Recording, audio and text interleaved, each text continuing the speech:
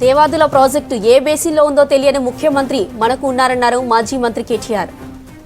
బాక్రానంగల్ తెలంగాణలో ఉందని చెబుతున్నారని చెప్పారు. పాలమూరు రంగారెడ్డి ప్రాజెక్టును వ్యతిరేకిస్తూ లేఖ రాసిన అధికారి ప్రభుత్వ సలహాదారుగా ఉన్నారని చెప్పారు. అటువంటి వారు నీటిపారుదలపై చర్చ పెడితే ఆ చర్చకు కేసీఆర్ రావాలా అని ప్రశ్నించారు. నీటిపారుదల రంగంపై అవగాహన లేని వాళ్ళు చర్చ పెడితే ప్రయోజనం ఏముంటుందని చిట్చాట్లు అన్నారు కేటీఆర్. 100% కాళేశ్వరం ప్రాజెక్టును బాంబు పెట్టి పేల్చేశారన్నారు కేటీఆర్. ఇసుక కొంచెం చెక్ డ్యాంలను పేల్చేశారు. రాజకీయం కోసం మేడిగడ్డను పేల్చారని గ్యారంటీ ఎక్కడ ఉందన్నారు కేటీఆర్.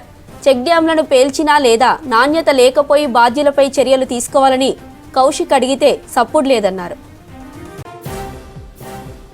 దేవాదుల ప్రాజెక్టు ఏ బేసిన్లో ఉందో తెలియని ముఖ్యమంత్రి మనకు ఉన్నారన్నారు మాజీ మంత్రి కేటీఆర్.